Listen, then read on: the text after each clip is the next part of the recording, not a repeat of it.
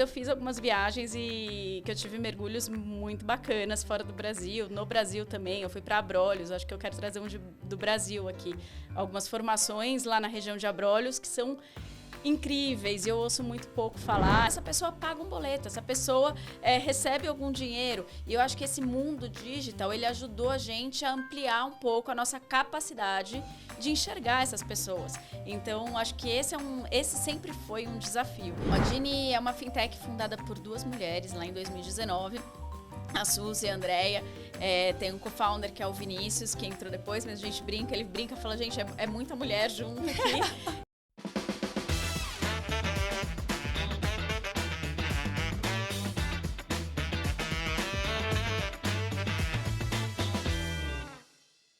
Fala pessoal, tudo bem? Estamos começando mais um episódio do Let's Woman.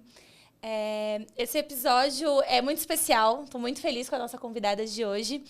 O Let's Woman, ele vem para trazer vozes, dar voz a mulheres, contar suas histórias reais, verdadeiras, com os perrengues, com as coisas boas, a trajetória. Então a gente vai conhecer a trajetória de uma pessoa muito especial.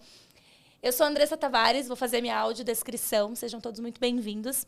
Sou uma mulher preta, de pele clara, tenho cabelo na altura dos ombros, bem cacheado. Hoje eu estou usando uma blusa rosé com um desenho de umas folhagens, umas flores. Alguns acessórios, como brinco, relógio e anel. Mais uma vez, sejam todos bem-vindos. Aqui é um bate-papo leve, descontraído. Eu vou fazer aqui a descrição da Ana, primeiro da trajetória dela, né? Uma mini biografia aqui que a gente tem dela, porque quem vai contar a história é ela. E depois ela faz a audiodescrição também, tá bom? Bom, vamos lá. Ela é formada em Economia pela USP, com Master em Microfinanças e Desenvolvimento Social pela Universidade de Alcalá de Henares. Olha isso, gente. É as pronúncias que fica na Espanha. Especialização na Universidade de Stanford e Colômbia, em alguns programas de extensão. Com 15 anos de experiência na área de riscos, créditos e cobrança, já passou por grandes bancos e fintechs, como Itaú, Pravaler, Creditas, e atualmente ela ocupa a posição de VP de risco e rentabilidade na Dini, fintech pioneira em embedded lending no Brasil. Eu estou falando de Ana Bárbara, chamá-la de Ana durante o nosso bate-papo aqui. Ana, seja muito, muito bem-vinda. Estou muito feliz com a sua presença. Fica à vontade, sinta-se em casa, que a ideia é a gente ter um bate-papo super descontraído. Obrigada, Andressa. Obrigada pela introdução e pelo convite. Então, vamos lá. Você pode fazer a sua audiodescrição pra gente? Lógico, vamos lá. Eu sou Ana Bárbara, sou uma mulher branca, de cabelos escuros, longos, médios longos. Estou vestida hoje com um macacão vermelho, de alcinha, poucos acessórios. Estou discreta hoje aqui nesse podcast. Então, tá bom. Vamos lá. Ana, antes da gente falar da sua incrível trajetória e como você chegou hoje numa cadeira tão importante, a gente quer saber quem é a Ana antes do mundo corporativo. Da onde a Ana veio, a Ana é casada, a Ana tem filhos, a Ana não tem filhos. Conta um pouco da sua história antes do mundo corporativo. Adoro isso, que eu acho que tem um mundo, a gente é muito mais completo do que o que o LinkedIn mostra, Exatamente, né? Então, para além do LinkedIn. Por aí. Exato. Bom, hoje eu sou casada, falo que eu tenho uma trajetória profissional que fui mudando bastante, acredito nisso, a gente vai falar mais disso pra frente, mas pessoalmente eu sou casada, estou com a pessoa há 20 anos, sou casada há 10, tenho 2 filhos, um de 6 e um de 8, 2 meninos, já estão numa fase maiorzinha ali. Sou uma pessoa super família, enfim, estava conversando com você quando eu cheguei, né? Que Sim. Eu sou aqui do bairro, a gente está numa região próxima, minha família toda mora próxima, então acho que a gente tem, acho que eu tenho essa dinâmica paulistana, bem família, tenho meus filhos, tenho meu marido, enfim, e tenho uma vida cotidiana comum a muitas pessoas aí. Que delícia, que delícia. É um bairro aqui, a gente está na região da Lapa, perto da Vila Madalena, uma região muito gostosa, uma região boêmia da cidade, né? E Ana, como que foi a sua infância? Você tem irmãos, você morava com seus pais, com os avós, e aí já puxando para as perguntas, dentro da sua infância, você tinha algum sonho? Quando crescer eu quero ser isso, eu quero ser aquilo? Como que era a criança, Ana? Vamos lá, acho que contar um pouquinho da história e sonhos, né? Acho que menos sonhos, acho que enfim, posso trazer um pouquinho mais de gostos, né? De quando eu era menor. Eu vivi minha infância, eu sou paulistana, família paulistana. Vivi meus primeiros anos no bairro do Ipiranga. Morava ali junto com os meus avós também. Então, tive o início da minha infância muito próxima deles. Depois, mudei para a Freguesia do Ó com os meus pais. Então, mudo ali para a Zona Norte. Tenho essa vivência de adolescência, infância e adolescência lá. Quando eu tinha 6 anos morando lá, minha irmã nasceu. Então, eu tenho uma irmã mais nova, 6 anos mais nova do que eu.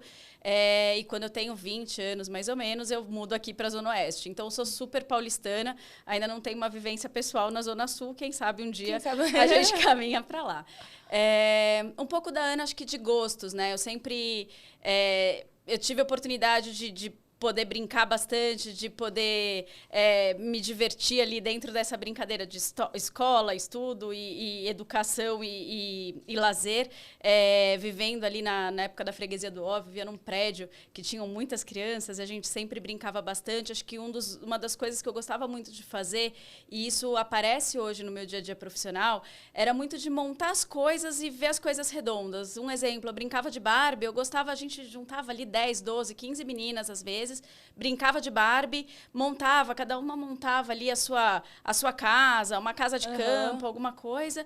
E tem as meninas que gostavam de brincar, contar a história da Barbie com quem? O filho que nascia. Eu não, eu gostava de montar e desmontar, montar e desmontar, contar a história. Todo. Não era o que me motivava. Eu gostava de criar os espaços, de criar os ambientes, de criar o início desses contextos. E acho que isso se reflete muito hoje na minha carreira. Depois a gente fala um pouquinho disso.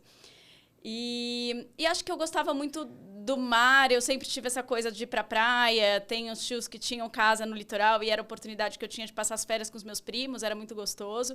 E acho que eu sonhei muito em termos de profissão depois. Eu acho que a gente vai criando, né, a infância e a adolescência trazem pra gente algumas ideias. Então, enfim, usei muito aparelho. Eu queria ser dentista, porque eu tinha uma relação ótima com os dentistas que eu tive acesso, graças a Deus. Então, queria ser dentista num momento. Depois, eu fui ficando mais próxima, de fato, da faculdade. E aí, eu fiquei na dúvida entre dois mundos. Um era oceanografia. Uau! Então, enfim, tinha ali uma oportunidade. Eu gostava muito, a ideia era muito interessante. Eu posso explorar um pouquinho mais depois. Com certeza, porque é algo bem diferente. Não é todo mundo que quer fazer oceanografia. Quero ouvir, fiquei curiosa. E aí depois tinha a economia também, que era uma outra possibilidade, porque, enfim, cruzava a parte de exatas com humanas, que eu sempre gostei bastante, e minha mãe sempre me trouxe que era importante fazer uma faculdade que me desse uma abertura, um leque de oportunidades muito grande. Porque ela falou, você não sabe, quando você tem 20 anos, filha, você não sabe o que você vai fazer. Faça uma faculdade que te dê amplitude para você escolher o que você quer fazer depois. E tem algumas que você pode fazer isso. E, enfim, acho que economia foi uma das que acabou me motivando bastante. O parênteses da oceanografia, faço agora? Pode fazer, fica à vontade. Conta mais sobre isso. Quando que você teve esse contato e descobriu esse mundo de oceanografia? Acho que pesquisando eu sempre fui muito curiosa, né? Acho que a gente tem esse é um lado que eu sempre fui muito incentivada a buscar conhecimento pelo conhecimento, não por o que ia me trazer de retorno. E acho que isso me estimulou a abrir todas as possibilidades. Falei um pouquinho da minha mãe aqui. E a oceanografia, eu acho que tinha um lado de exatas muito interessante, tinha uma dinâmica que cruzava com a bio, que era uma coisa que eu gostava também. Então, eu sempre tive isso. Exatas, eu sempre fui muito boa, mas eu gosto de outros temas. Exatas, matemática pela matemática, não é isso que eu quero. Eu quero que isso reflita em alguma coisa. A oceanografia tinha isso. E tinha o mar e essa coisa. Hoje eu mergulho, é uma coisa que eu adoro, é um hobby meu. E, enfim, se eu puder estar em contato com o mar, eu vou estar. Mas, na época, as faculdades eram fora de São Paulo, e eu ia ter que morar fora de São Paulo sem trabalhar, porque as faculdades não tomavam um tempo e eram em cidades muito pequenas, então a possibilidade de eu conseguir trabalhar para me manter era muito pequena. E aí tinha uma limitação financeira que me fez falar, não, peraí, acho que vale a pena eu pensar numa faculdade um pouquinho mais pé no chão, mais perto, que eu consiga continuar morando com os meus pais, e foi aí que eu acabei optando pela economia. Pela economia, mas a oceanografia, então, ela está presente até hoje, porque você é mergulhadora, você faz mergulhos. Conta um pouco desse... É um hobby, né, seu? É um hobby. Primeira vez que mergulhou, como foi? Sempre quis fazer, sempre não, né? Depois de adulta, eu sempre quis fazer. Aí eu acho que falar um pouquinho da inovações do mercado, né? Não sei se vocês lembram, é coisa de velho, gente, mas aquela coisa do peixe urbano, que tinha os cupons de desconto. Surgiu ali um desconto para fazer um curso de mergulho e finalmente deu para eu fazer. E na época eu já namorava. E eu falei, bom, vou comprar esse curso de mergulho, eu vou fazer dessa vez. E meu marido tinha namorado na época, ele não gostava muito da ideia, enfim. Porque ele falou, não, eu tenho um pouco de claustrofobia, porque mergulhar com snorkel às vezes dá. Mas ele falou, não, vou encarar. E no final foi uma delícia, porque ele curtiu muito também. Enfim, era um desejo que eu tinha. E foi muito legal. A gente fez o primeiro mergulho em Ilhabela, então a gente faz a saída em Ilhabela, enfim. Ai, que legal, que delícia. E teve algum lugar diferente ou algum dos mergulhos que mais te impactou? Alguma coisa que você viu lá embaixo que você fala, cara, esse mergulho me marcou por causa disso? Eu acho que tem alguns, né? Algumas viagens que a gente fez. Eu falo que essa é uma saudade que eu tenho, que com as crianças é mais difícil a gente passar um tempo fora. Mas eu fiz algumas viagens e que eu tive mergulhos muito bacanas fora do Brasil. No Brasil também. Eu fui para Abrolhos. Acho que eu quero trazer do Brasil aqui. Algumas formações lá na região de Abrolhos que são incríveis. Eu ouço muito pouco falar, enfim, a gente fala pouco. Onde que fica Abrolhos? Eu mesmo não conheço. Fica na Bahia, numa comunidade ali saindo do sul da Bahia, e é um arquipélago, enfim, tem uma área de proteção ambiental, tem um ponto da marinha ali, e é incrível, umas formações lindíssimas e vale muito a pena. Algumas pessoas conhecem porque em alguma época do ano dá para avistar baleias de lá. Uau, então, que legal. Mas enfim, um pouco do delícia, mergulho que eu gosto. Que delícia, Ana. E durante a faculdade, voltando um pouquinho, né, economia, como que era a vida de uma universitária? Você fez USP, né? Então é uma grande faculdade.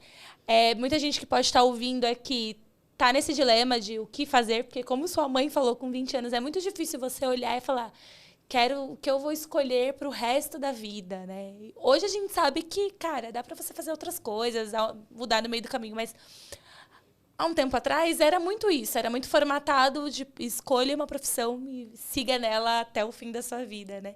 Como que era o seu dia a dia de universidade? O que você gostava, o que você não gostava? O que a universidade te abriu, né? Porque até então você estudava em colégio e aí universidade você passa a ter contato com outras pessoas, com outras realidades. Como que era? A faculdade eu acho que foi... Enfim, primeiro foi uma oportunidade incrível fazer o USP, porque tem aquele ambiente que não é só faculdade de economia. Você tem contato com todo mundo, com gente de outros cursos, com gente que está ali, que é da FEFELESH, que é a parte de História, Geografia, tem a turma da FAO, da Arquitetura, tem a turma da Comunicação, da Poli. Então, ali, só falando dos predinhos que estão ali perto, a gente, de fato, tem essa possibilidade de troca muito, muito grande.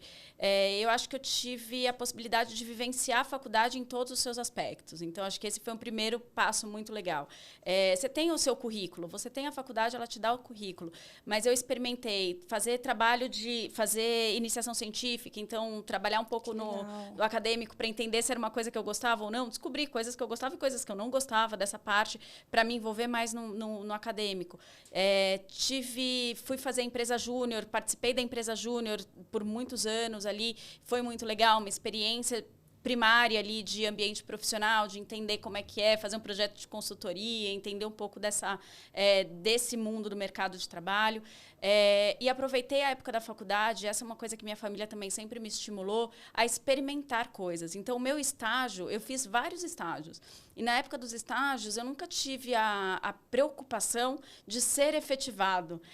Eu tinha uma preocupação de ganhar dinheiro, de estar num lugar, mas acho que a preocupação que sempre teve comigo é o que eu estou aprendendo aqui, para que está me habilitando, o que eu gosto, o que eu não gosto aqui. Eu acho que esse período da faculdade, viver isso com esse olhar mais amplo, não só o currículo, a grade curricular e aprender a matéria que eu tinha ali, mas vivenciar tudo que a universidade me possibilitava, acho que foi uma coisa muito importante para a Ana profissional de hoje. De hoje, né? E já que você comentou do seu estágio, qual que foi o teu primeiro estágio? Assim? Então, como teu primeiro emprego, como que foi? Foi, ao mesmo tempo, muito legal e muito traumático. O primeiro estágio, né, depois da empresa júnior, foi na Prefeitura de São Paulo. Então, foi uma experiência no setor público. Era uma época da implantação das subprefeituras aqui em São Paulo. A gente entrou em 3 estagiárias. Era eu, uma aluna da PUC e uma aluna do Mackenzie. E a gente dividia o mesmo computador. Então, era um estágio de 4 horas, que você dividia o computador. Fiquei 7 meses na prefeitura, enfim, surgiu outra oportunidade na sequência.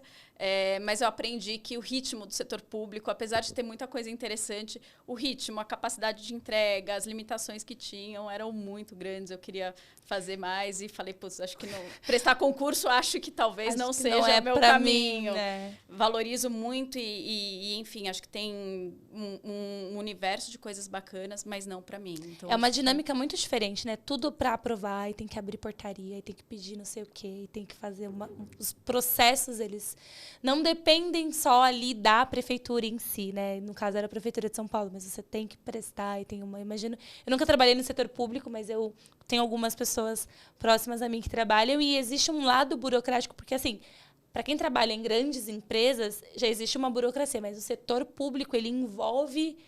E você não consegue contratar assim, pura e simplesmente, você tem que abrir um concurso e tem, né? É bem burocrático mesmo. Exato. A palavra. E eu como inicial ali, começando, estágio, eu via que eu não conseguia fazer, eu não tinha computador para fazer. Era frustrante você querer trabalhar e não ter recurso para isso. Então, enfim, aí surgiram outras oportunidades, eu agarrei outras oportunidades e entendi que setor público, pelo menos para aquele momento, não faria sentido para mim. E nesse período de estágio, você, como ali numa faculdade de economia, você tinha uma amplitude, porque o curso ele te dá várias possibilidades de atuação.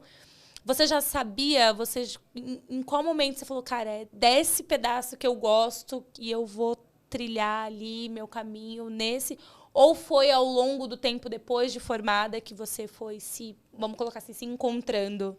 Eu acho que foi um longo processo de construção e eu acho que ele ainda existe. A gente vai achando fios condutores, né? Então, acho que eu achei fios condutores e ali foi o começo. Quando eu saí da prefeitura, eu fui para o Banco Real. No Banco Real, extinto Banco Real. Atual Banco Santander. Atual Banco Santander.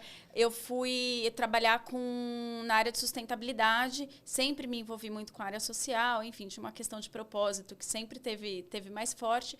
E lá eu tive a experiência com microcrédito. Então, foi ali que plantou uma sementinha de...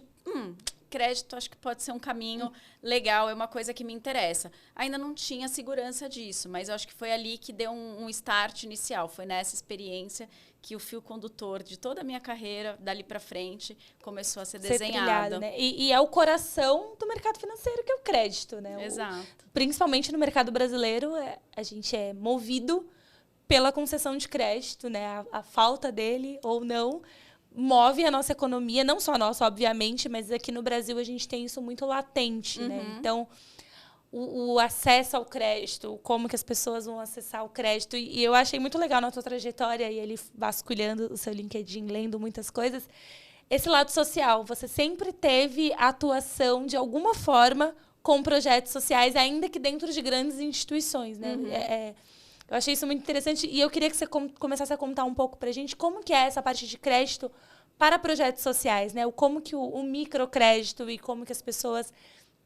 E aí, de vários projetos e várias iniciativas que tem no Brasil, como que foi a tua visão para esse público, para esse recorte da população? Primeiro que eu acho que assim, a gente tem uma questão Brasil de desmistificar o crédito como um problema e trazer o crédito como uma alavanca para potencializar a empresa para o futuro. Óbvio que isso não serve para todo mundo, não são todos os empreendedores que estão nesse momento e nesse estágio. Mas eu acredito, e todo o meu trabalho, desde lá para frente, é muito pautado nisso. Acho que eu fui aprendendo muito sobre esse ambiente de crédito, as limitações e as vantagens desse contexto, né? Então, eu acho que o crédito ele é um negócio. Ele não é uma doação. Eu trabalhei em ONG, trabalhei com o terceiro setor. Tem 1000 alternativas e possibilidades que a gente pode percorrer aqui. Mas o crédito, per se, ele precisa ser visto como um negócio. A gente precisa olhar para ele dentro daquele público, a gente precisa rentabilizar, a gente precisa que a inadimplência seja coberta e que eu tenha dinheiro para suprir isso. Mas, ao mesmo tempo, eu preciso olhar para públicos específicos que até hoje não tiveram acesso. E eu acho que a gente foi evoluindo muito ao longo desses quase 20 anos, que foi 20 anos já que eu comecei a trabalhar com isso até hoje, as tecnologias avançaram muito, o acesso a dados avançou muito, o conhecimento, acho que sobre essa possibilidade da gente dar oportunidade de crédito para públicos que estão subatendidos, ela começou a ficar mais visível. A gente ainda tem uma longa jornada para aprender, para navegar, para conseguir colocar de pé um crédito saudável na mão das pessoas certas, do jeito certo, mas eu acredito muito no crédito como alavanca e a gente precisa continuar atuando nessa frente. O Brasil é enorme e muitos empreendedores e muita gente que pode se alavancar disso. Como que a gente contribui, chega, né? como e que a gente contribui chega nessas lá. pessoas. Como que era, né, há 20 anos atrás, fazer essa análise de crédito? Porque hoje a gente tem dados, e a gente vai chegar aqui na frente, a gente tem a tecnologia evoluiu muito, então hoje você consegue ter uma série de situações. Mas como que era a composição e quais eram as ferramentas que você usava junto com o time ali de crédito para falar assim, tá bom, vamos te dar um crédito, né? Para, de fato, atender a necessidade ali do cliente. Eu acho que tem alguns aspectos específicos do microcrédito, tá? E eu acho que como que ele se constitui no Brasil. Tem um apoio aí de aspectos regulatórios, enfim, que estão associados à disponibilidade de capital dos bancos para atender isso e que tem uma característica própria. E acho que tem o seu valor.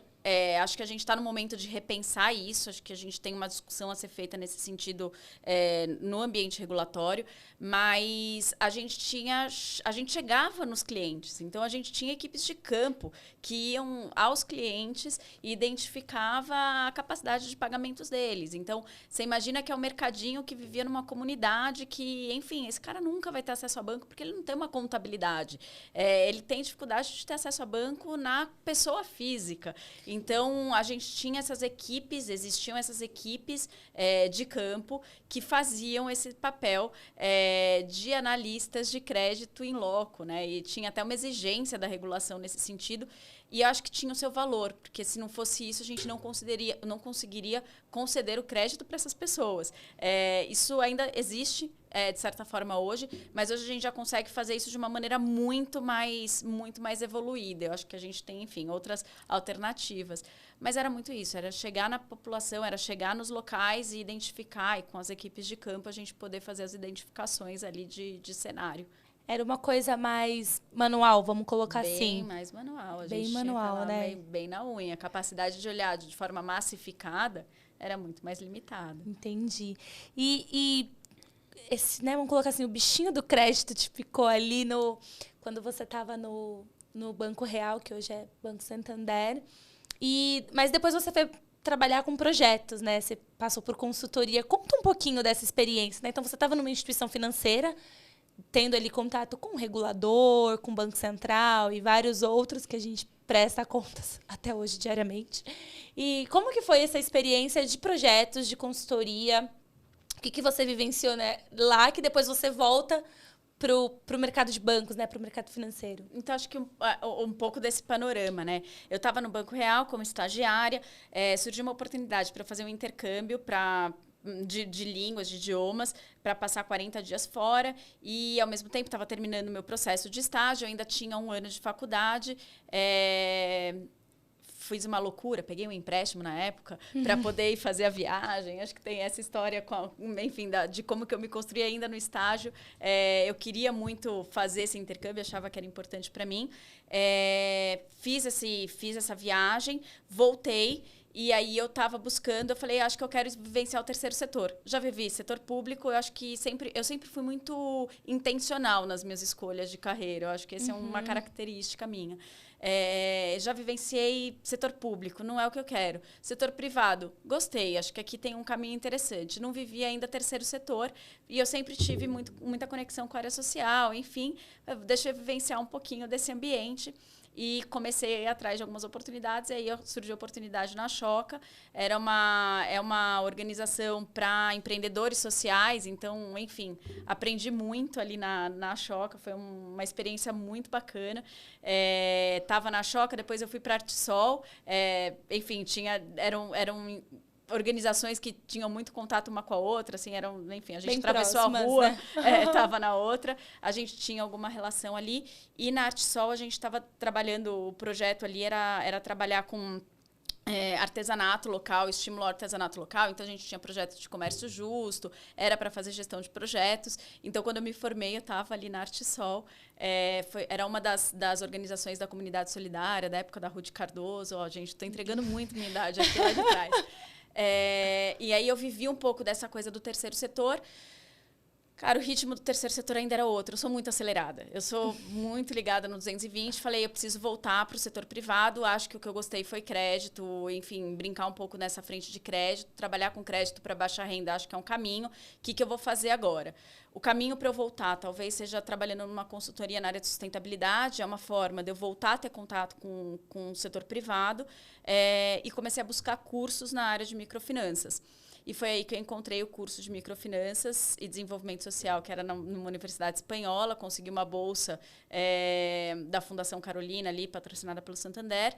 E, paralelo, fui para uma consultoria boutique ali na área de sustentabilidade, atendendo vários players. Então, acho que um pouco dessa é a minha trajetória para voltar a atender setor privado. E quando eu estava fazendo esse master, me chamaram para participar de um processo seletivo no Itaú. E foi quando eu voltei para o setor financeiro, para a área de cobrança. Não tinha nada a ver com o que eu tinha feito até então. Fiquei receosa, analista ainda. Vou, não vou, vou, não vou. Vou, é o caminho de eu entrar em banco. Não tinha esse mundo de fintechs que tem hoje em dia. Sim. E assumi o risco de entrar na área de cobrança e considero que foi uma trajetória muito bem sucedida, assim, porque deu certo, aprendi muito de crédito, muita coisa que eu não sabia de crédito, acho que eu tive a oportunidade de aprender ali. Eu ia falar isso, né? Você pegou a outra ponta, porque a pessoa dá o crédito, né? Alguém estava dando crédito e aí, por algum motivo, esse crédito precisa ser cobrado. Exato. E a pessoa não teve como honrar ali o compromisso e cai para você agora como cobrança. Você ficou bastante tempo no Itaú, né? Você ficou um período lá. 10 anos. 10 anos. Itaú. Então, Mais de 10 anos. viveu, acompanhou esse processo e avanço tecnológico que o mercado em si, não só o Itaú em específico passou, mas o mercado evoluiu muito nesse tempo. E como que foi a sua trajetória dentro do Itaú? Assim, o que você viu de desafio, né? Porque quando você começou com o banco, você tinha ali... Foi a primeira picadinha que você teve. Agora você está numa instituição, já como analista, tendo assim, outras atividades e atribuições. Então, você foi entendendo ali, se aprofundando, e o que você via de desafio, de oportunidade dentro tanto da área de cobrança, porque você não ficou só em cobrança, né? Você permeou outras áreas ali. Acho que no D0 do banco, eu falei, eu preciso entender que é entrar trabalhando com crédito para baixa renda. Eu entrei no banco com esse objetivo, de trabalhar com crédito para baixa renda. A cobrança era uma porta de entrada. E foi uma porta de entrada riquíssima, porque entrei na ponta final ali, que eram clientes com ação contra a cobrança. Nossa. Num time que foi um time super bacana ali na época da integração com o Unibanco, enfim. Então, acho que eu tive uma vivência de negócio e processos de cobrança, que eu aprendi tudo, eu não sabia nada, aprendi tudo, cresci em termos de carreira lá dentro também, então eu já tinha uma vivência fora do banco, então acho que isso me ajudou muito na gestão dos projetos que a gente estava tocando ali, e foi muito positivo.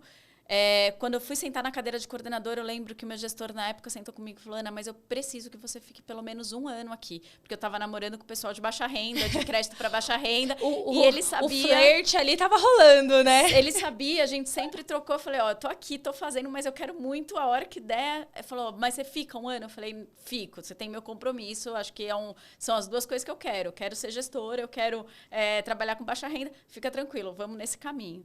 E foi muito legal, fiquei com ele mais 1 ano e pouquinho. Deu 1 ano e pouco, surgiu a oportunidade de trabalhar com crédito para baixa renda, na época o microcrédito ali, do Itaú. E aí eu fiz esse movimento, foi muito legal. Ali acho que era um banquinho dentro do bancão, então eu olhei parte de crédito, parte de cobrança, planejamento financeiro, e a gente brincava, falava os números, ficavam ali com o meu time. Fui fazendo os meus movimentos lá. E aí eu estava no momento que eu decidia, falei, vou para o varejo, vou crescer, porque eu não quero ficava na área de sustentabilidade, marketing. E eu queria crédito para baixa renda como negócio. Eu falo, gente, é um negócio. Como que a gente acessa uma população maior, essa base da pirâmide de uma maneira diferente? Talvez eu precise aprender mais sobre isso.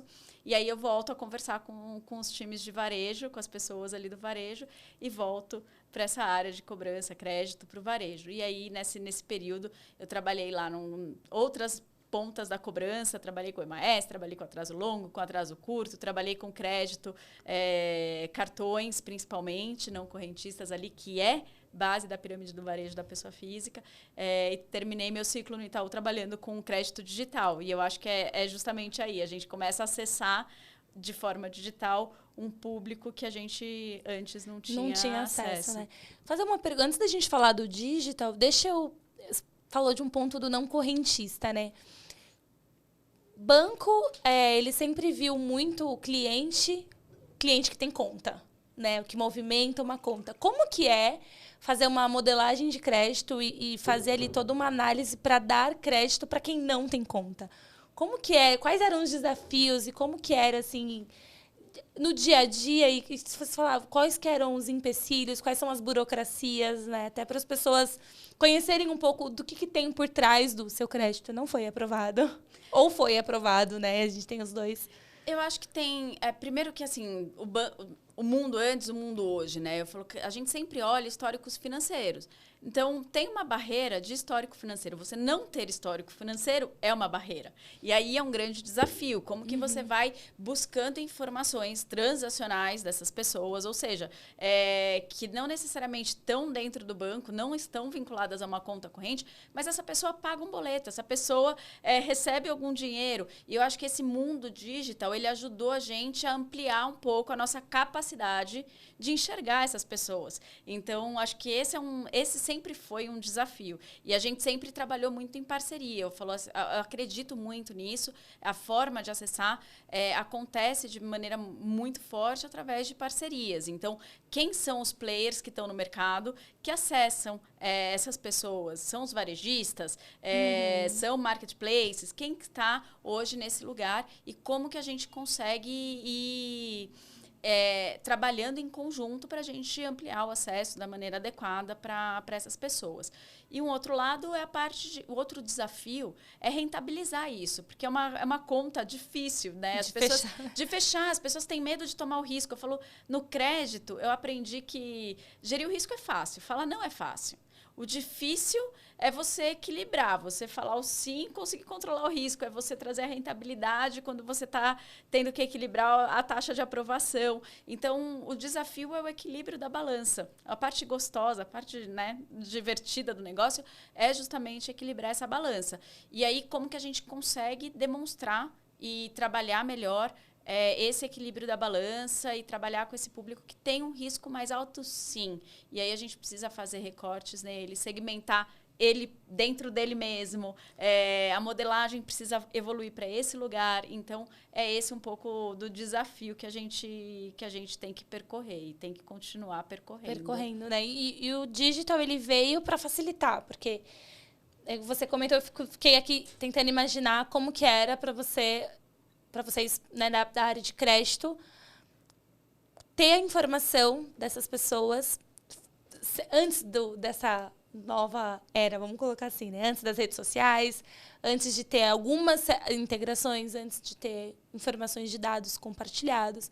Então, os sistemas que vocês usavam, né? Eu acho que rola uma curiosidade do tipo, como que era, né? Porque, assim, o score, a gente ouve muito tal do raio do score, né? O que é o score, para que serve, como que eu melhoro, por que ele piora, o que acontece? Acho que se você puder até dar uma explanação um pouco sobre isso, porque é um tema que a gente sabe por ouvir que existe falar, mas a gente não entende, né? É mais complexo, assim.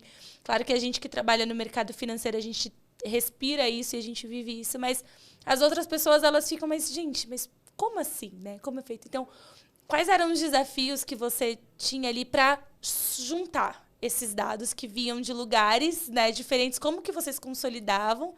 E depois, com o digital, como que foi essa vamos dizer assim, né? Saiu de 1 hora para 5 minutos, ou de 3 dias para 1 dia. Como que era como foi esse deparo? Você que viveu na pele isso. Acho que a gente tem 2 aspectos, né? Primeiro a gente fala, a minha experiência no Banco Itaú, gigante, como que as coisas acontecem lá dentro, fintechs e outros ambientes menores, e como que as coisas acontecem nesses ambientes. Eu acho que tem uma coisa mais geral, que é a capacidade de processamento, que foi evoluindo muito no tempo.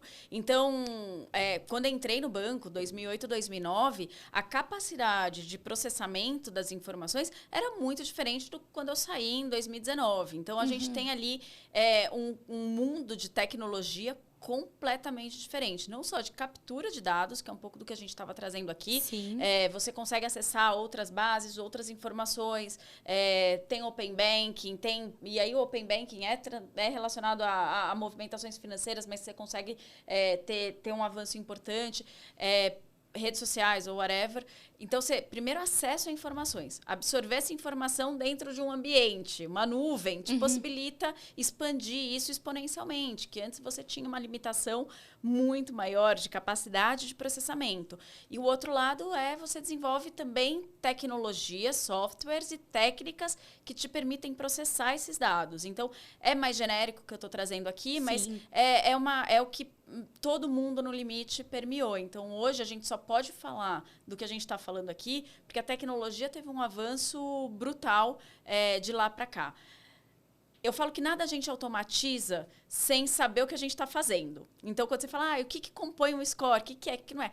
Cara, você tem um processo de aprendizado. Primeiro, você coloca isso numa política de crédito. O que é? Falando de forma bem simplista aqui, mas você coloca um conjunto de regrinhas ali.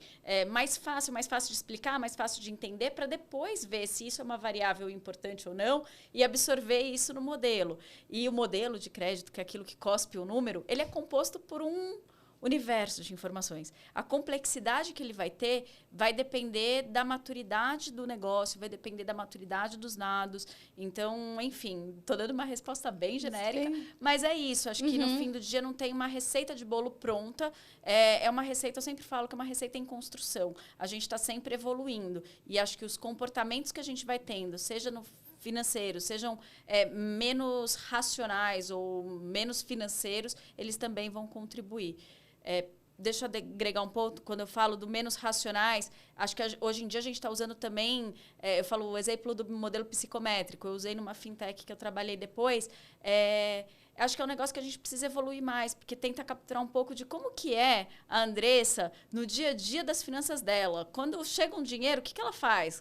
E aí um conjunto de perguntas super simples, que parece um quiz de revista, que você responde ali em 3, 4 minutos. No comecinho eram 40 minutos para responder. Ninguém queria.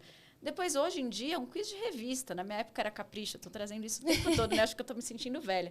Mas você tinha ali a revista, você preenche, enfim, 10 perguntas. E isso traz um pouquinho do teu comportamento não racional com relação a finanças. É uma forma de tentar capturar algumas informações para tentar entender o comportamento da Andressa, como que ele contribui ou não contribui com a capacidade dela me pagar depois. Porque o que o score tenta responder é isso. A Andressa vai conseguir me pagar depois, né? Ou não? Então, enfim. Que legal. E assim, é um desafio, né? Você fazer esse estudo, eu imagino assim que no final você está trabalhando com um sonho daquelas pessoas, porque elas querem acessar o crédito ou para resolver algum problema emergencial, e aí ela precisa daquele dinheiro muito urgente, ou algo planejado, algo que ela quer realizar. E minha mãe sempre fala, né? Não, se a gente não financiar, a gente não tem nada em casa, a gente tem que fazer. Então, a gente cresceu ouvindo muito isso, de que você precisa ter. Para você ter algo, você conta com um banco, você conta com uma. Hoje, né, você tem as fintechs, você tem outros players que conseguem te ajudar financeiramente, mas até um tempo atrás era muito na figura dos bancos essa situação. E como a tecnologia favorece essa análise e celeridade, né? Porque antes, para você ter um crédito aprovado, levava um tempo. Hoje é muito rápido. Muito rápido, você consegue saber se aquilo te se você vai conseguir ou não, né? Exato. Mesmo nas situações mais demoradas. Eu falo, a gente fica mal acostumado, né? Porque às vezes você precisa mandar um conjunto de documentações, dependendo da complexidade. Ainda tem muita coisa para melhorar, né? Ainda tem. Então, tô trabalhando aqui, não é à toa. Então, tô trabalhando para isso também. Mas acho que a gente já evoluiu demais. Acho que uma primeira resposta a gente consegue dar muito mais rápido. Acho que alguns anos atrás era difícil você ter um sim ou não imediato. Hoje em dia você consegue em segundos, em alguns casos, você consegue ter, dependendo da complexidade. E você falou de complexidade, me veio uma total curiosidade. Tem alguma linha assim que é mais burocrática ou mais complexa de você dar o crédito para as pessoas? Assim, quando fala de, sei lá, financiar maquinário, estou chutando aqui, demora mais mesmo, é assim, porque envolve isso ou aquilo? Tem alguma linha assim que você fala, cara, esse tipo de crédito é mais complexo? Eu acho que tem algumas, né? Esses créditos com garantia, todos eles exigem análise da garantia. Então, tem alguns, especialmente os maiores, você tem uma complexidade ainda porque a estrutura de garantias ela não é uma estrutura unificada no país, você não tem bases de dados consolidadas, então exige aí um exercício mais manuático, né? Então, ainda é pouco automatizável e então acaba exigindo um pouquinho mais. Eu acho que são processos um pouco mais complexos, apesar da gente ter alguns players desmistificando isso e evoluindo. Acreditas é um exemplo que eu trabalhei, então acho que vem muito nessa frente de quebrando esses paradigmas, mas é um processo de construção. Crédito clean, que é o crédito sem garantia nenhuma, é muito fácil, você dá um sim ou não. Mas é isso, também, por outro lado, você cobra taxas mais altas, você nega mais gente, às vezes você tem um público negado maior do que você poderia ter, porque você não toma o risco necessário. Então, apesar de ser mais rápido, ele acaba não sendo, às vezes, tão atraente para quem vai tomar. Certo. Bom, estava lá no Itaú, no finalzinho veio todo o processo digital e as coisas foram ganhando celeridade, ganhando escala, agilidade. E aí você falou, não, agora é hora de eu entender o que esse mundo está fazendo aí tá fora, acontecendo. Porque aqui dentro da casinha eu não estou conseguindo ter visibilidade. Era o quê? Meados de 2019, antes da pandemia, né? Foi finalzinho de... foi começo de 2019. Começo de 2019. Tá bom. Comecinho de 19. E aí, como que foi esse seu olhar para o mercado? E você falou, cara, qual que eu vou me desafiar? Como que foi essa experiência? Acho que o processo pessoal, né? Então, eu tive meus 2 filhos ali no Itaú, então 2015, 2018 e 2017. Finalzinho de 2018, estava me questionando muito. O mercado estava super aquecido nesse sentido. Não aquecido de contratação, mas aquecido de novidades, coisas acontecendo. E eu não sabia exatamente qual caminho percorrer. Eu fui fazer um processo de coaching. Então, acho que foi um momento muito, muito rico para mim. Eu me conheci muito. O que eu gosto, o que eu não gosto, o que é importante para mim, o que não é, o que eu quero, o que eu não quero, agora. E acho que esse foi um outro aprendizado. Acho que a gente olhar para as oportunidades no momento. Hoje, o que funciona para mim e esse hoje não é para sempre. É um hoje que, enfim, às vezes é de mais longo prazo, às vezes é menos longo prazo, mas naquele momento eu olhar para fora, viver essa efervescência que estava acontecendo do lado de fora, era o que faria sentido para mim. E aí surgiu Pra Valer, uma oportunidade ali no Pra Valer, que foi quando eu fui comecei a fazer o que a gente fala, né, um soft landing ali para as fintechs. E aí o primeiro foi o Pra Valer, que já, enfim, era uma fintech, não era uma startup. A gente se posicionava dessa maneira porque já tinha 20 anos de estrada, enfim.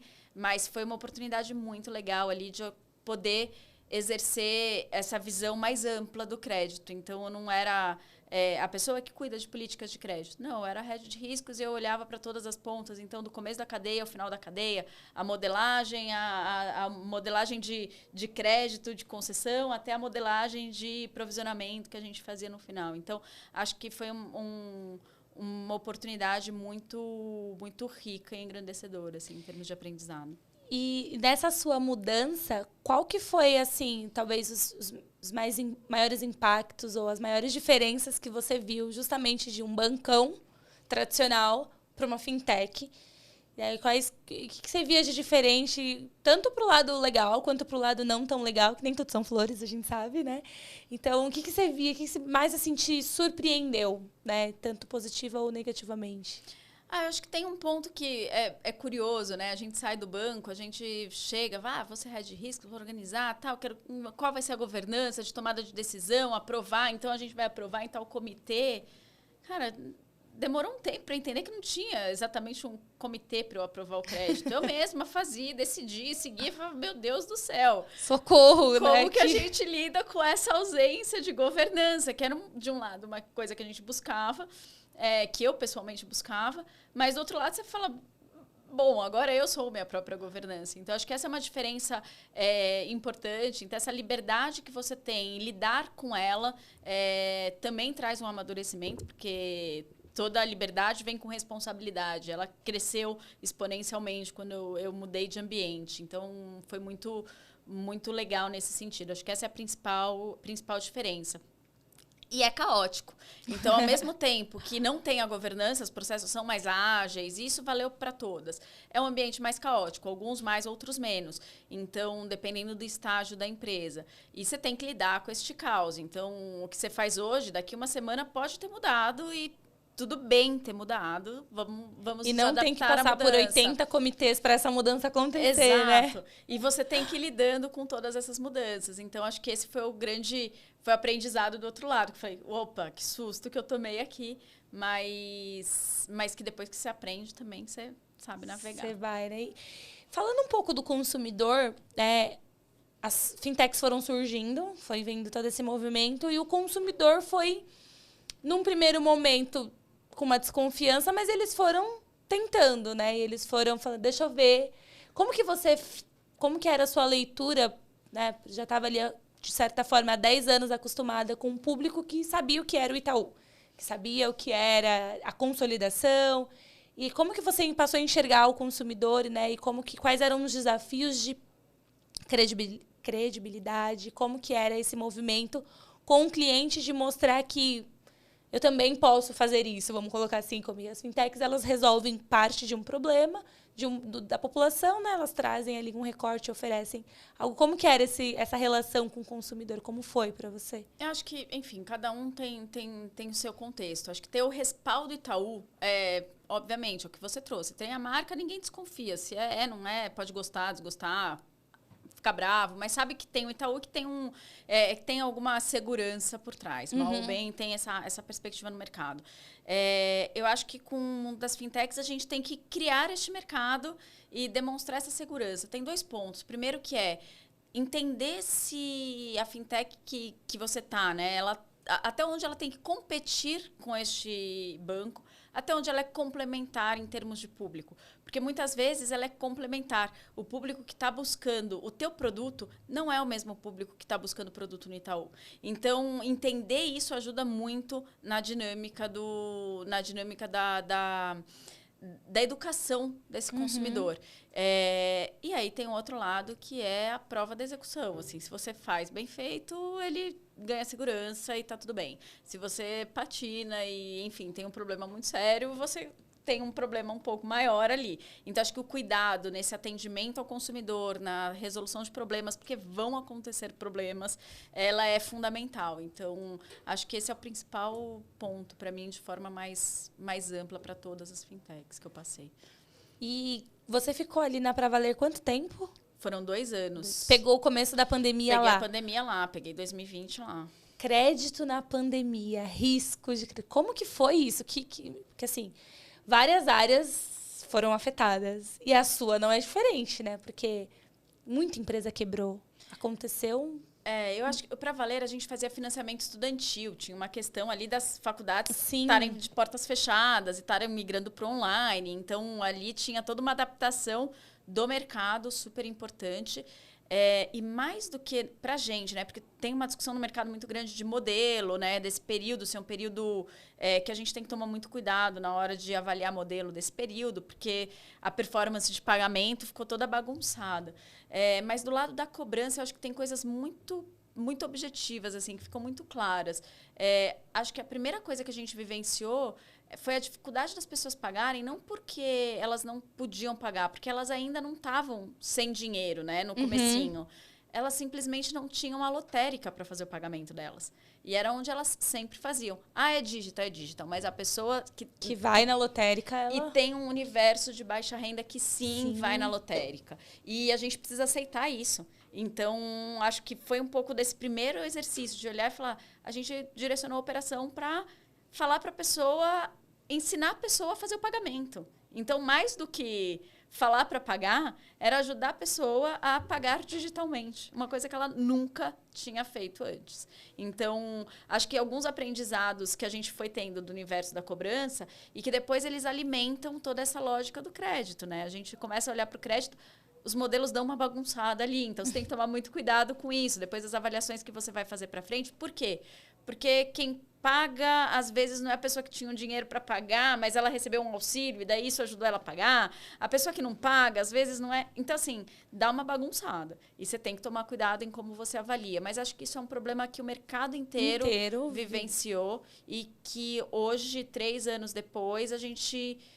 capturou. Teve muita gente dando muito crédito naquela época, que tinha que tomar cuidado também. Então, tinha muito incentivo e tinha uma pressão ali para você ampliar o crédito. Era arriscado e a gente viu a inadimplência subir na sequência. Crédito não é camiseta, então você não vê o problema na hora que você vende, você vê o problema só depois. Então, a gente viveu essa dinâmica. Hoje, eu acho que a gente já está num cenário um pouco mais ajustado. A gente já viu, enfim, o resultado da inadimplência aparecendo, o que ajuda a gente na perspectiva de crédito. Mas, enfim, acho que o mais evidente foi cobrança, foi muito forte na época. Você falou algo e eu nunca tinha parado para pensar nisso, né? Porque, ok, existe um movimento aí de todos os bancos e fintechs para ensinar as pessoas a usar o aplicativo e o WhatsApp, independente do canal ali, mas se resolver no mundo digital e se autosservir. Mas uma grande parte da população, ela vai na lotérica, ou ela vai no mercado para pagar conta, né? Ela faz ali. E essas pessoas, elas não tinham, igual você comentou, não tinha, fechou a porta, e aí o sistema tentou empurrar goela abaixo uma alfabetização digital que ou a pessoa não queria, porque tem uma grande parcela que não quer, não confia, não, enfim, desconfia de... E, assim, não tem facilidade, não tem quem ajude. Eu nunca tinha parado para olhar essa... Acho que tipo, as portas fecharam e as pessoas elas tinham dinheiro, mas elas não conseguiam, porque elas não sabiam como pagar aquilo, né? E como isso refletiu e desencadeou uma série de problemas, porque não tinha muito o que fazer. Por um lado, foi bom, porque a pandemia ela trouxe uma digitalização, as pessoas tiveram que aprender e muita gente falou, bom, agora que não tem o que fazer mesmo, vamos embora, vamos tentar. Mas, por outro lado, não resolveu parte do problema, né? E eu imagino que foi muito desafiador para as áreas, como você comentou, do mercado inteiro, de todos os segmentos. Como que cobra isso, como que faz acontecer. E aí, você pegou o início da pandemia e quanto tempo depois você fez outra movimentação de carreira ali? Foi no meio de 2021. Aí eu acho que, enfim, teve uma oportunidade daí para Acreditas, que tava numa efervescência de growth, nova economia. Então, quando eu falo dessa história de soft landing, né, eu saí do Itaú, grande, estruturada, governança, aquela falsa sensação de estabilidade. Depois a gente vim para o Pravaler, uma empresa que já tinha muitos anos de mercado, já tinha resultado, já tinha break-even ali, já estava no break-even, já estava dando lucro. E aí surge a oportunidade de ir para a nova economia num momento que está em franco crescimento. E eu sempre tive... Acho que essa era a minha intenção. Acho que culmina onde eu estou hoje na Dini. Enfim, a gente nunca sabe o dia de amanhã, mas eu acho que vem para esse processo de entender como que essa dinâmica de growth, crédito, né? Que esses altos investimentos das empresas para fazerem novos clientes, novos contratos, ao mesmo tempo que eu preciso gerir crédito e trazer rentabilidade, esse produto precisa ficar de pé. E o crédito tem um tempo diferente. O crédito, ele tem um tempo mais longo. Eu falei, né? Crédito não é camiseta. Então, o resultado dele vem depois. Então, a gente vem na adimplência dele depois. Então, eu queria entender um pouco desta mecânica, entender como que isso funcionava. E foi aí que eu consegui, que eu fiz esse movimento e fui para Acreditas tendo essa visão. Então, eu falei, putz, que legal, aqui eu consigo ter de fato. E de fato, uma efervescência ali. milhões de produtos, um mundo de coisa acontecendo, uma carteira enorme, enfim, uma construção de fato com essa visão de growth e gestão de crédito. E aí, depois, fiquei 1 ano na Acreditas e aí veio a oportunidade de vir para a Dini. Então, conta pra gente o que é a Dini, como que é a história, como que nasceu, como que fundou, para todo mundo conhecer e ter essa oportunidade. Legal. Bom, a Dini é uma fintech fundada por 2 mulheres lá em 2019. A Suzy e a Andrea, tem um co-founder que é o Vinícius, que entrou depois, mas a gente brinca, ele brinca e fala, gente, é muita mulher junto aqui. A Suzy e a Andrea têm trajetórias empreendedoras, o Vini também, na família dele, uma trajetória empreendedora. A Suzy trabalhou também em bancos e ela tem um pouco da experiência de linhas de crédito para grandes empresas. E o pai dela era empreendedor numa cidade do interior de Minas Gerais, então ela viu o pai dela vivendo e sofrendo com linhas de crédito para pequenos empreendedores muito caras e tendo que pagar conta muito alta por causa disso. A Andrea, ela é empreendedora nata, já teve um exit de uma empresa, enfim, queria trabalhar com o cliente final e com essa ideia de dar crédito para pequenos negócios. E aí elas se juntam para fazer a Dini, que tem como missão trabalhar com pequenos empreendedores, oferecer crédito para pequenos empreendedores e numa frente de embedded lending, que é o crédito embedado. A história do crédito, né, as novidades, as novas fronteiras do crédito, uma das coisas a ser contextualizado. A lógica do embedded, que hoje está aqui sendo muito falada, eu lembro na época de Itaú já discuti isso. A gente tem esse tema está há muito tempo no mercado e elas conseguem colocar de pé aqui no Brasil e começam a jornada. A primeira plataforma parceira foi o iFood. Então, qual que era a ideia? A gente se conecta ao iFood, oferece crédito para os restaurantes que estão conectados ao iFood, usando a infraestrutura e as informações que hoje o iFood tem. E aí, N plataformas, marketplaces ou plataformas de entrega que têm informações diferenciadas, como a gente falou no início, né? A gente está falando de outros dados. Essas plataformas transacionam um volume de informações desses empreendedores enorme. Por que não usá-las a favor desses pequenos negócios para oferecer um crédito que seja mais atrativo para esses pequenos empreendedores? E aí a gente vem com essa ideia de ter essa linha de crédito, que é um crédito que você tem, por exemplo, R$10 mil de linha disponível e você pode usar ele da maneira como você quiser. Você usa 2 mil hoje, 5 mil amanhã, você me repaga R$1.000, você tem esses R$1.000 disponível para você de volta e você vai tendo essa linha recorrente. Essa que é a intenção do produto e da Dini. E aí a gente vem para uma trajetória aí desde 2020 nessa parceria com a iFood e vai crescendo. E aí hoje vocês têm outros parceiros, né? E fazem esse movimento. E você comentou, e a gente já tinha falado no início, sobre capturar esses dados em diferentes players, em diferentes segmentos que vão ajudar a compor ali e definir a concessão do crédito e quanto e etc. Esses dados, hoje eu acho que eles têm... Na verdade, o dados é o novo ouro, né? O novo petróleo, é o novo tudo, assim. E chega a ter mais riqueza de detalhes até do que só o dado transacional de uma agência, né? Da sua agência e conta ali financeira, porque o seu comportamento como consumidor envolve muito, muito mais coisas. E como que é hoje, e como que a tecnologia ajuda nessa análise de dados que também, com o longo do tempo, ficou gigante, né? Muitos dados, muitas transações, o volume disso é muito grande. Como que a tecnologia e como que é no dia a dia de vocês esse processo? Eu acho que tem 2 pontos importantes, né? Primeiro que eu acho que eu acho que eu já vivi um período da minha vida um pouco mais naive, ingênuo aqui, de achar que só os dados novos fariam diferença. Isso a gente já aprendeu que não, acho que é a composição deles, né? Então, acho que a gente tem uma composição de dados é o que agrega valor. Então, não adianta falar só com dado do Facebook você vai aprovar alguém no crédito. Não vai.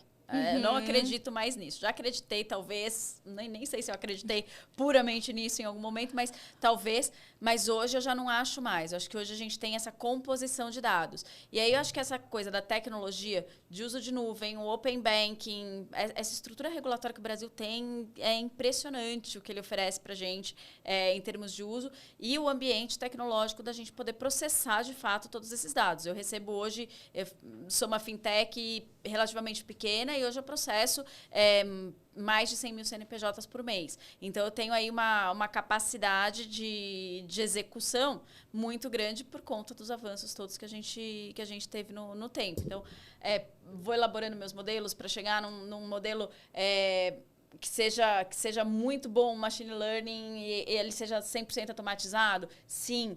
Consigo fazer isso no D0 de uma fintech? Não consegue, porque você ainda não tem dados observados e você precisa disso. Mas o objetivo é no tempo, você chega lá e hoje você tem, sim, técnicas e tecnologias que te permitem processar isso, mesmo numa estrutura relativamente pequena, como uma startup. Sim, e para startups como a Dini, o Open Banking ele vem para ajudar muito, né? Porque quando o consumidor ele dá ali o acesso à informação dele, aos dados cadastrais transacionais, te dá uma oportunidade, uma celeridade maior na tua análise, né?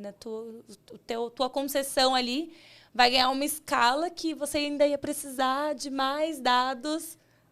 E é o que você falou, né, Andressa? Eu acho que a capacidade é o novo ouro, né? Então, você tem o Open Bank que traz, você tem a parte de recebíveis, todas as câmaras de recebíveis, a estruturação que tem, um mundo de oportunidades ali também.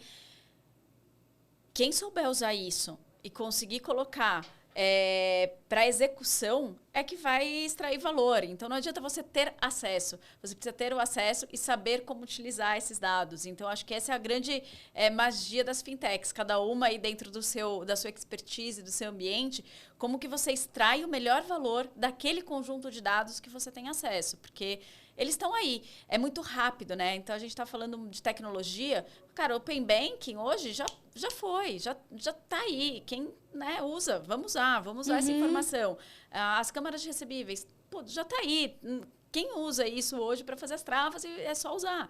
Então, do mesmo jeito que a gente evolui, elas chegam e estão aí muito rápido. E a gente precisa ir escolhendo e se apropriando. Cada fintech precisa olhar e falar, cara, aqui eu vou conseguir executar e que valor que eu extraio desse dado, porque não vai parar de ter. Cada dia vai surgir uma coisa nova. O que vem por aí, né? Acho que essa é a pergunta que a gente se faz constantemente. O que será que vai surgir no próximo capítulo dessa temporada, né? Qual que vai ser? O que vem por aí? Ana, a gente falou bastante da sua trajetória e eu fiz uma linha do tempo aqui no meu rascunho. Você começou a estagiar ali mais ou menos em 2003. Estamos em 2023, né? 20 anos depois.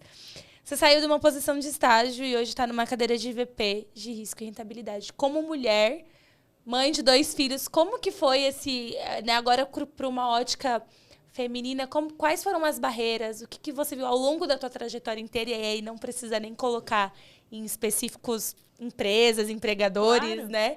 Mas como que foi aí? O que de desafio? Quais foram os obstáculos que você viu? Até para quem está nos ouvindo e assistindo, se inspire, né?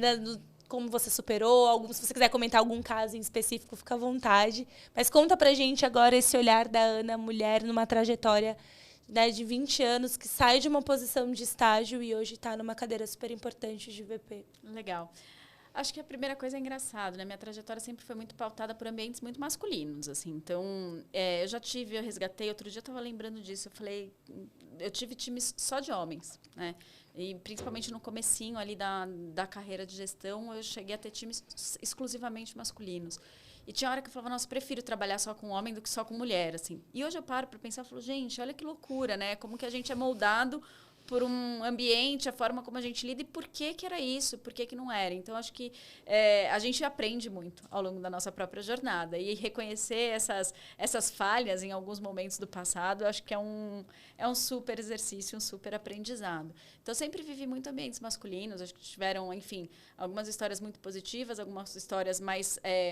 críticas, assim, sempre fui a menina, então, aquela menina de não sei o quê, a menina do crédito, a menina, e até hoje é a menina do não sei o quê. Uhum. Isso é uma coisa que eu falo, gente, o mundo precisa evoluir nesse sentido, né? Não é a menina do não sei o quê. Eu sou pequena, não sou grande. Se eu fosse grande, talvez não fosse a menina, mas já não sou mais em termos de trajetória. Então, isso acontece até hoje. E aí, em algumas situações, você vai posicionando. Você fala, não, né? Não, comigo assim, não. Acho que tem alguns momentos muito críticos como mulher, e aí a minha situação era, por exemplo, eu engravido ou eu vou continuar a minha carreira e acelero a carreira. E é uma questão, gente. Assim, se você tem a dúvida, se você quer engravidar, você fica na dúvida e aí você pensa, vou, não vou. E aí entra você ano, nunca tem sai decisão ano. certa. E teve um colega que eu lembro direitinho de tomar um café com ele e eu estava muito angustiada com isso. E eu queria fazer alguma movimentação dentro da empresa e falei, putz, mas eu não posso fazer porque eu estou tentando engravidar, mas já faz um ano que eu estou tentando e não consigo. E eu não sei se é hora de engravidar ou não, acho que eu vou parar de tentar, porque daí vai que eu mudo e engravido. Ele virou para mim e falou assim, a primeira coisa que você vai aprender é que você não controla. Então, você pode decidir engravidar daqui 3 anos. Aí, você vai demorar mais 3 e você vai ficar pé da vida porque você não tentou engravidar antes. Você pode engravidar agora e tentar continuar tentando engravidar amanhã. E aí, você vai falar, putz, fiquei pé da vida porque você acabou de mudar. É parte da sua vida. Se você quer, pensa se faz sentido para você. Se faz sentido para você, tenta e vê o que dá. Você não vai ter controle sobre isso. Então, foi muito... Eu lembro muito dessa conversa de estar nessa crise. E acho que foi o primeiro exercício de coaching também na época que eu fui fazer, que era quais caminhos de carreira que eu ia percorrer. E no final foi muito engraçado, porque eu mudei de área. 1 mês depois descobri que estava grávida. Falei, meu Deus do céu, agora como é que eu falo que eu tô grávida? Socorro. E acho que tudo deu muito certo nesse sentido. Acho que tive os aprendizados ali, a primeira gravidez na área nova. Foi tudo um caos, assim, na minha cabeça.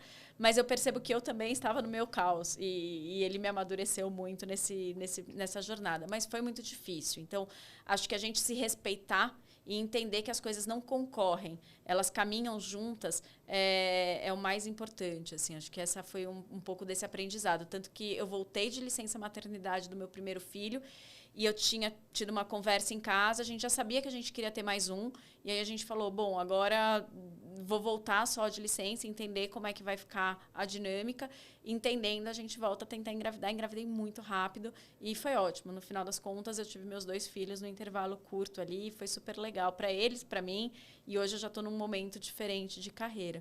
Então é isso, você não controla, não adianta, e as coisas não concorrem. O que acontece é, em alguns momentos, a gente precisa dar mais atenção para um lado do que para o outro. E tá tudo bem, a vida não vai acabar amanhã. A minha carreira não acaba aos 40 anos. Acho que esse foi o meu grande aprendizado.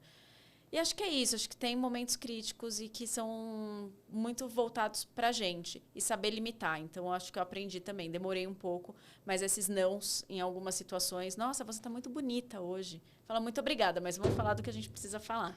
E são várias situações que acontecem como essa e que você precisa aprender a se posicionar. Então... acho que é isso. Você vai lidando e vai se posicionando. Não pode deixar de se posicionar.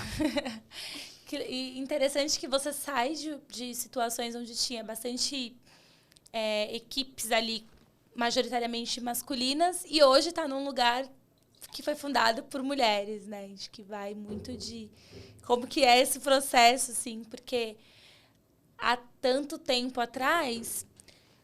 né? E aí eu nem falo da tua carreira em específico, antes mesmo da gente começar, não era comum você ver 2 mulheres fundando uma empresa, né?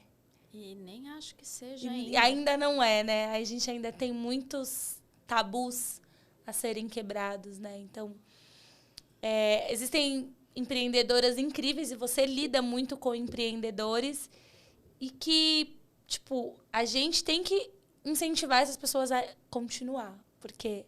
pode, dessa sementinha, desse pequeno negócio, pode virar algo muito maior, né? E acho que tem um modus operandi que a gente precisa quebrar, né? Então, eu vim para a Dini, acho que em qualquer lugar assim que eu esteja, acho que é um olhar que eu vou carregar sempre. Quando eu vim para a Dini, eu tenho muito respeito por muitos empreendedores. Conheço vários e gosto muito eu acho que são negócios muito bacanas.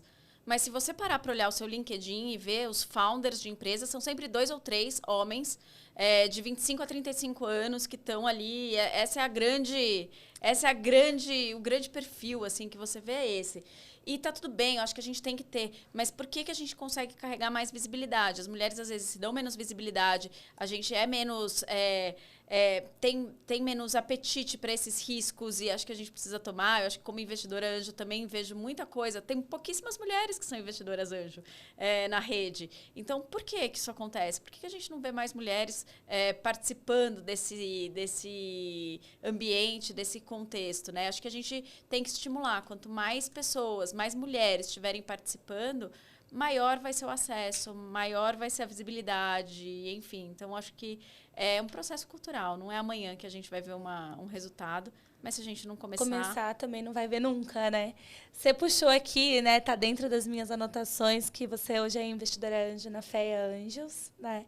Conta um pouquinho como que é esse dia a dia, como você comentou, não são muitas mulheres que atuam com isso, então o que é, como funciona e como... Conta pra gente um pouco. Eu decidi, acho que faz 1 ano e meio, mais ou menos, que eu decidi participar de rede de anjos, né? Que eu queria entender um pouco desse ambiente, estou cada vez mais próxima desse ambiente de VC, e tem N formas de eu participar deles. Uma delas era como investidora anjo, foi quando eu entrei na FEA Angels. Então, acho que tem a lógica da rede, ela tem uma curadoria de empreendedores, então de projetos que são apresentados, e aí você decide se você quer fazer o investimento ou não. Então, assim, não é porque você está na rede que você tem obrigatoriedade de fazer o investimento.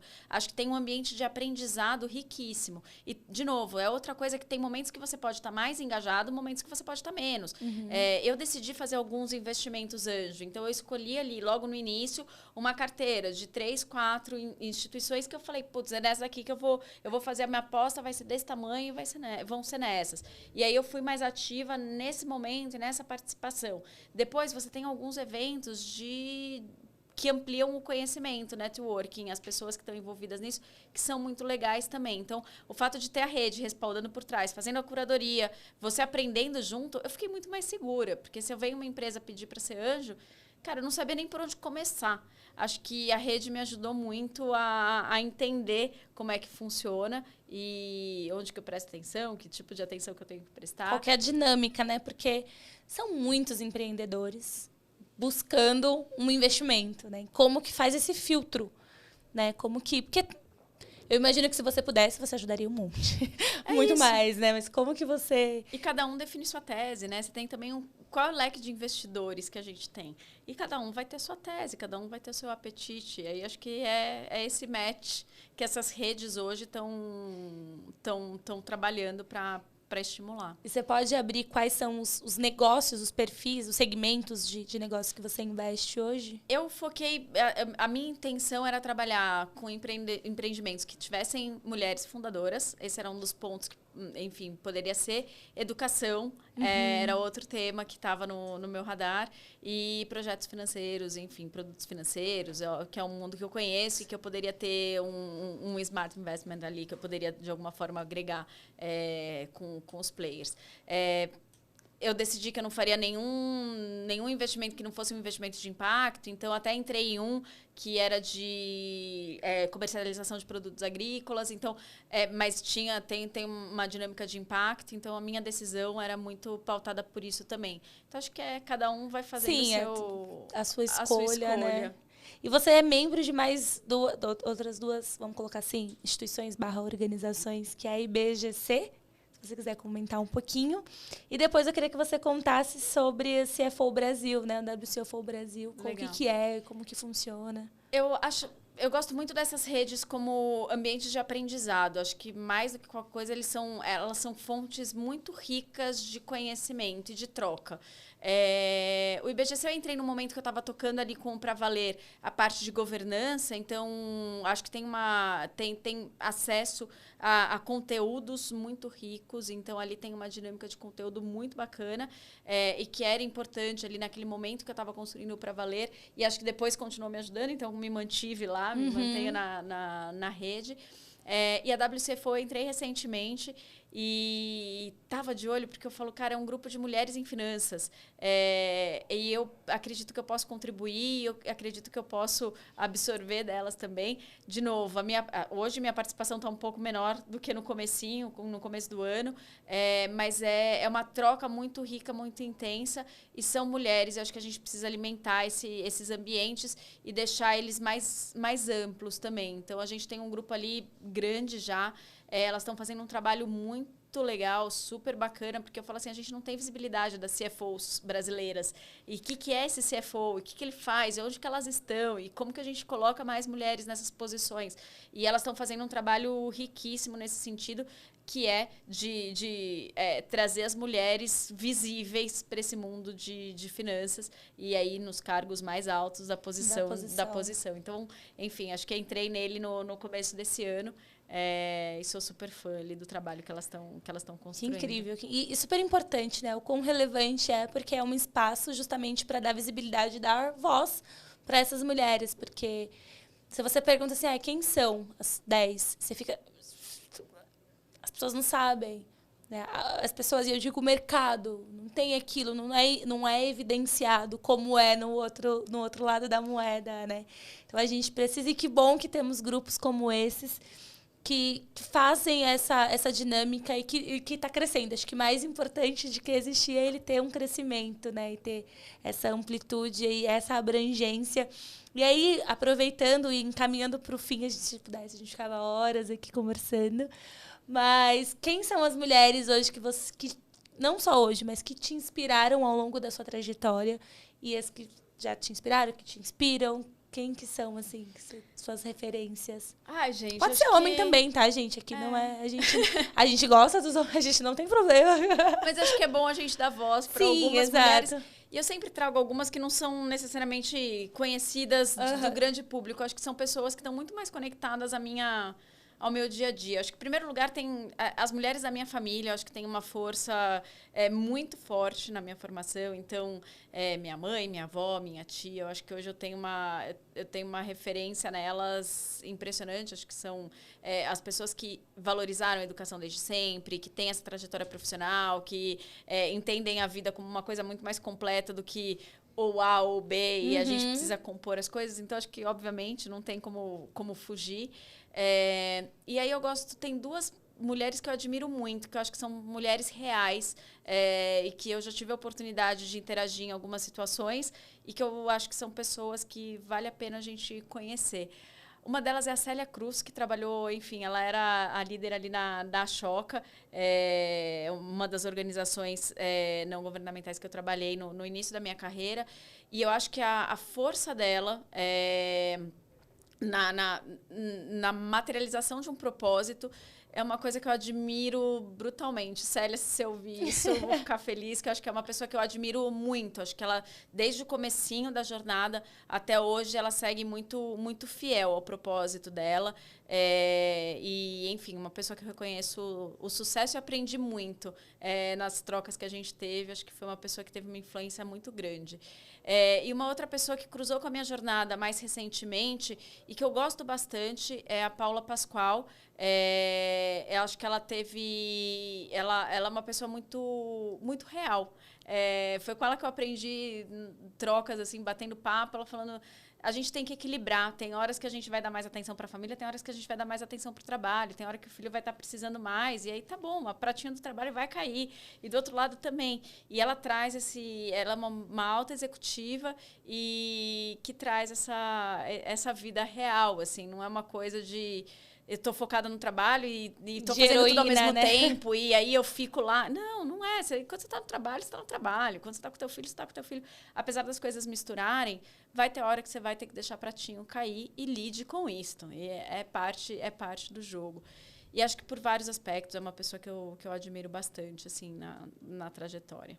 Ai, que bacana. É sempre bom a gente ter essas referências na nossa vida e pessoas que, assim, nos ajudam a construir a nossa jornada, né? Porque acho que a melhor forma de conhecimento e crescimento é a troca. É justamente esse espelhamento. A gente vive num mundo de influencers, num mundo de pessoas que, enfim, expõem as suas vidas. E muitas delas é muito legal, porque mostra ali a real, desmistifica muita coisa, né? Um dos objetivos nossos aqui é justamente desmistificar as grandes posições de liderança, né? Então, sim, é possível você chegar na presidência, na vice-presidência de uma empresa, você ser CFO, você ser CEO e ter uma maternidade, por exemplo, e conciliar isso com a sua família, ou não, se você não quiser, tá tudo bem, mas você conciliar tudo. mas saiba que vai ter algum... E é normal, porque a gente, né, eu tava falando com 2 colegas, assim, a gente tem muito peso de que a gente tem que fazer tudo e dar conta de tudo o tempo todo. E não somos, não dá, não tem como, né? Então, eu mesmo já me frustrei e já me cobrei muito porque não fiz, não dei conta, porque a gente quer absorver o universo, né? Fazer tudo. E você não dá conta. Em alguma hora, ou o corpo dá pane, ou a cabeça e os pratinhos caem. Então, mostrar e ter pessoas, assim, reais. E assim como a sua história mesmo, né? A gente viu aqui que, tipo, cara, é isso, é o dia a dia. Tem dia que dá tudo certo, tem dia que não, e o próximo dia vai vir, né? É isso. E a gente ser intencional sempre nos nossos movimentos, o máximo que der. E é isso. Tem dia que o pratinho vai cair. E vai cair. E a gente tem, acho que, aprender a lidar com ele. A gente consertar, não deixar cair um prato tão importante. E a gente consegue dar conta, dá pra fazer, dá pra gente lavar a louça e comer bem. Eu sempre uso esse exemplo, assim, você quer jantar bem? Dá pra jantar bem, mas você tem que lavar a louça também. Então, sempre vão ter os dois lados da moeda. Fazer um prato mais elaborado, né? E vai requerer mais louça, mais panela, mais Exato. Isso. Mas muito boa. Vou adotar esse paralelo aqui para minha vida, Ana. Chegamos ao fim aqui do nosso bate-papo. Mais uma vez, muito obrigada pelo seu tempo super precioso, por você ter topado dividir a sua história, contar a sua trajetória e inspirar outras mulheres. Né? Você já é uma inspiração para muitas que te conhecem e agora outras tantas vão ter a oportunidade de te conhecer.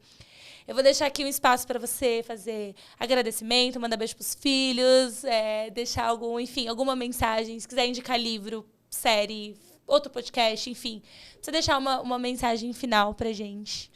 Gente, eu sou péssima nessas coisas. No final você fica pensando, né? A gente não tá preparado, a cabeça vai para 500 lugares. Eu acho que, enfim, meu agradecimento é para vocês pela oportunidade de estar trocando aqui. Eu acho que esse é um espaço riquíssimo que a gente tem que abrir para muita gente. Acho que não só o podcast, mas tudo que vocês estão fazendo no Let's é muito, muito bacana e muito rico para o mercado hoje. Então, super obrigada ali pelo caminho. Acho que é isso. Acho que, enfim, super prazer. Foi super leve, tranquilo. Enfim, foi ótimo esse bate-papo. Imagina, a ideia é essa. A ideia é ser leve, é como se a gente estivesse literalmente na nossa casa tomando um café ou na mesa de um bar tomando uma cervejinha. Então, é trocar essas informações, trocar essas experiências. Chegamos ao fim de mais um episódio aqui no Let's Women. Quero convidar a todos a conferir, como a Ana comentou, né? A gente tem um trabalho muito grande no Let's Media, tem muitas outras frentes que estão rodando no paralelo. Então, se inscreva no canal aqui no YouTube, sigam a gente, curta no Spotify também, nas redes sociais, Instagram, enfim. Acompanhem a Let's Media, que lá dentro para quem atua no mercado financeiro e até para quem não atua, quer aprender mais, tem curiosidade, quer migrar para o mercado financeiro, tem conteúdos específicos. Então, aqui a gente fala de mulheres no mercado de tecnologia, no mercado financeiro. A gente tem o Black Voices, que dá espaço e voz para as pessoas negras desse mercado. A gente tem o SOS Bacen, que é muito legal. As meninas estão fazendo um trabalho incrível ali de desmistificar e desvendar alguns lemas do regulador, que não é fácil, né, para quem atua, sabe? E que é muito interessante e ter esse conhecimento. A gente tem o Let's Crypto também, para falar desse universo novo aí de cripto e que tem trazido uma série de dúvidas e uma série de oportunidades também de novos negócios.